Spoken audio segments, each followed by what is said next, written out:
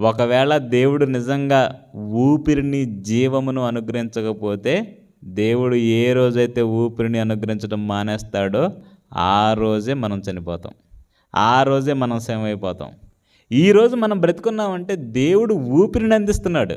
మీరు ఆలోచించండి ఎప్పుడైనా. ఊపిరి మీ అంతటా మీరు పీలుస్తున్నారా? దానంతట అదే వెళ్తుందా? చెప్పండి. అర్థమవుతుందండి మాట? నేను అడిగిన ప్రశ్న అర్థమైందా? ఊపిరి మీ అంతటా మీరే పీలుస్తున్నారా? ఏమండి, ఆహారం పెట్టారనుకోండి ప్లేట్లో, ఆ ఆహారాన్ని మనంతటా మనం తింటేనే అది లోపలికి వెళ్తుంది. అలా పెట్టి ఇలా చూస్తే లోపలికి వెళ్దాం. మనంతటా మనం తినాలి.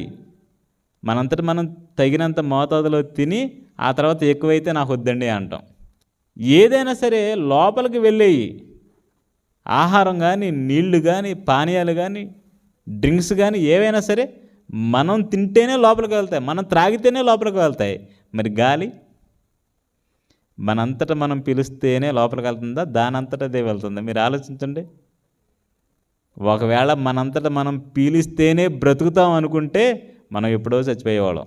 ఎందుకంటే నిద్రపోయేటప్పుడు మనం మర్చిపోతాం. అంతేనా? నిద్రపోయేటప్పుడు గాలి పీల్చడం మీరు మర్చిపోతే చచ్చిపోయినట్టే. ఇంకా అంటే నువ్వు మెలకువతో ఉన్నా, నువ్వు నిద్రపోతున్నా గాలి తనంతట తానే లోపలికి వెళ్తుంది, మరలా తనంతట తానే బయటికి వస్తుంది. నువ్వు ఆపాలని బిగబట్టావు అనుకో. అండ్ అప్పుడప్పుడు చాలామంది ఊపిరిని ఆపి ఒక నిమిషం చూద్దామని బిగపడతారు. బిగబట్టినప్పుడు ఏమవుతుంది చెప్పండి? ఉక్కిరిబిక్కిరైపోతుందండి. అంటే దేవుడు ఎంత మంచి శరీరాన్ని ఎలా చేశాడు అంటే, తినేవి, త్రాగేవి మనం తీసుకుంటేనే లోపలికి వెళ్తాయి. గాలి మాత్రం తనంతట తానే వెళ్ళేటట్టుగా దేవుడు పెట్టాడు.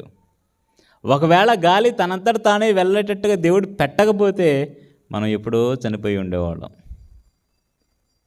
ఎందుకంటే పని కొట్టుకొని మరీ కూర్చొని గాలి పీల్చుకొని బ్రతకండి అన్నాడు అనుకోండి, ఇక నిద్ర కూడా ఉండదు కండి మనకి. చెప్పండి. మీ అంతటా మీరు గాలి పీల్చుకుంటేనే బ్రతుకుతారు అని దేవుడు ఒకవేళ అంటే, ఇక మనకు నిద్ర ఉండదు, అన్నం తింటూ ఉండదు, ఏం ఉండదు. ముందు నేను గాలి పీల్చుకోవాలి అని పీల్చే పని మీదే ఉంటాం. ఎంతకాలం బ్రతుకుతూ ఉండాలాగా? అంటే దేవుడు ఎంత జ్ఞానంతో మానవ దేహాన్ని నిర్మించాడు.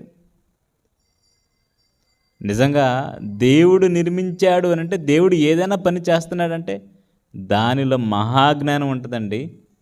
అంత ఆలోచించి దేవుడు మనకి దేహాన్ని ఇచ్చాడు, మనకు ఊపిరినిస్తున్నాడు.